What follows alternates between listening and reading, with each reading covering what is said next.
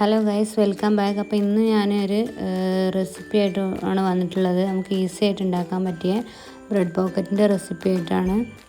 അപ്പോൾ എല്ലാവരും ട്രൈ ചെയ്ത് നോക്കുക. അപ്പോൾ അതിന് നമുക്ക് ആവശ്യമായിട്ടുള്ള സാധനങ്ങൾ എന്തൊക്കെയാണെന്ന് നോക്കാം. അപ്പോൾ വെജിറ്റബിൾ വേണം. കക്കിരിയാണ് ഞാൻ എടുത്തത്. പിന്നെ ക്യാരറ്റ് എടുത്തിന്. പിന്നെ എനിക്കിവിടെ കിട്ടിയത് കസ്സാണ്. അപ്പോൾ ക്യാബേജ് ആയാലും കുഴപ്പമില്ല. പിന്നെ നമുക്ക് വേണ്ടത് കോഴിമുട്ട വേണം, റസ്ക് പൊടി വേണം, പിന്നെ ബ്രെഡ് വേണം, പിന്നെ വേണ്ടത് സൺഫ്ലവർ ഓയിൽ, ഉപ്പ്, സുർക്ക, പിന്നെ വെളുത്തുള്ളി. അപ്പോൾ നമുക്ക് ഇത് മയോണൈസ് ഉണ്ടാക്കാൻ വേണ്ടിയിട്ടാണ്. ഞങ്ങൾക്ക് ചിക്കൻ ഞാൻ അവിടെ പൊരിച്ച് വെച്ചിട്ടുണ്ടായിനി. അപ്പോൾ അത് ബീഫായാലും കുഴപ്പമൊന്നുമില്ല. അപ്പോൾ നമുക്കിത് വെജിറ്റബിൾ അരിഞ്ഞെടുക്കുക. അപ്പോൾ ഇവിടെ വെജിറ്റബിൾ അരിഞ്ഞെടുത്തിട്ടുണ്ട്. പിന്നെ നമുക്ക് ചിക്കൻ ക്രഷ് ചെയ്തെടുത്തിട്ടുണ്ട്. ഞങ്ങൾക്ക് മയോണൈസ് റെഡിയാക്കാൻ വേണ്ടിയിട്ട് ഒരു മിക്സീൻ്റെ ജാർ എടുക്കുക.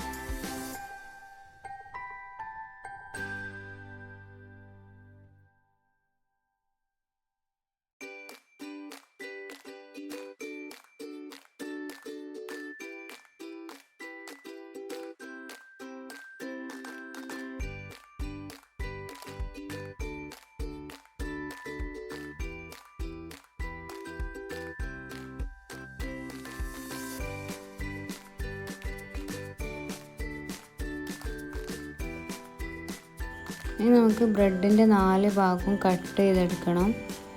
അപ്പോൾ എല്ലാ ബ്രെഡിൻ്റെയും 4 സൈഡും നമുക്ക് കട്ട് ചെയ്തെടുക്കാം.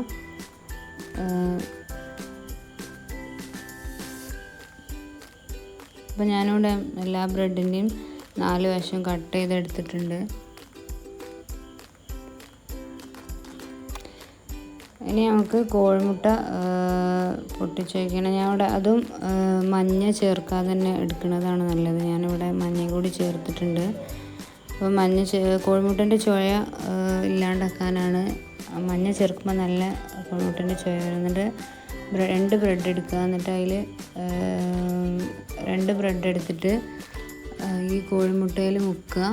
എന്നിട്ട് ശേഷം റസ്ക് പൊടിയിൽ മുക്കുക. കോഴിമുട്ട നല്ലോണം ബ്രെഡിൻ്റെ മേലേക്ക് ആക്കി കൊടുത്തിട്ട് റസ്ക് പൊടിയിൽ മുക്കുക.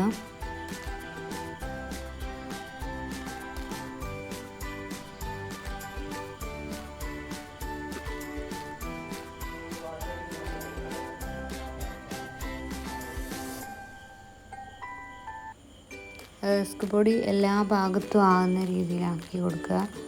നമ്മൾ കോഴിമുട്ട നല്ലോണം മുക്കിയതിന് ശേഷം നല്ലോണം എല്ലാ ഭാഗത്തും ആകുന്ന രീതിയിൽ റസ്ക് പൊടി ആക്കി കൊടുക്കുക.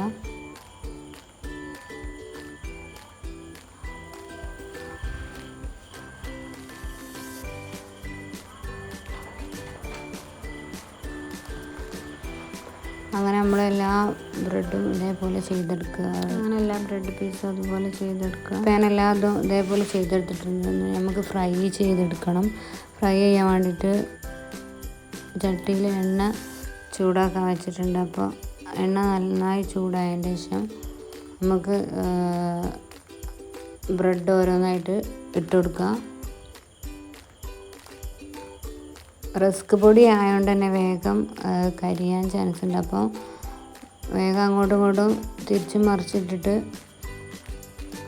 പൊരിച്ചെടുക്കുക.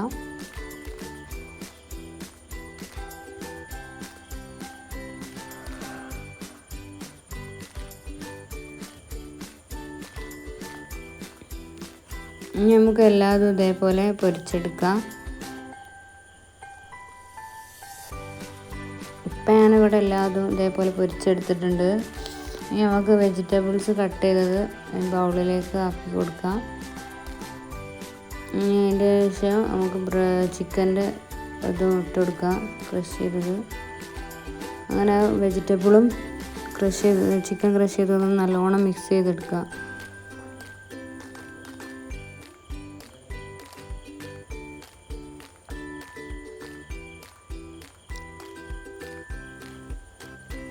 അത് മിക്സ് ആക്കിയതിന് ശേഷം നമുക്ക് മയോണൈസ് ഇട്ട് കൊടുക്കാം.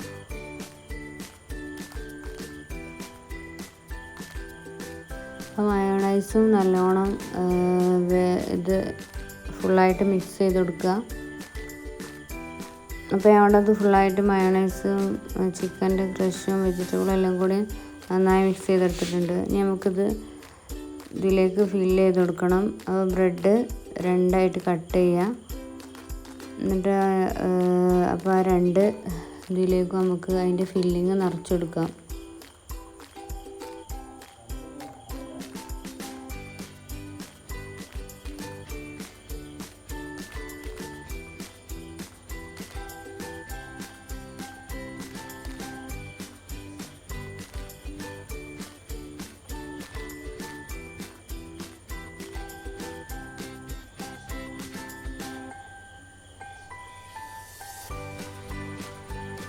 അങ്ങനെ എല്ലാ ബ്രെഡും ഇതേപോലെ ഫില്ല് ചെയ്ത് കൊടുക്കുക കട്ട് ചെയ്തതിന് ശേഷം.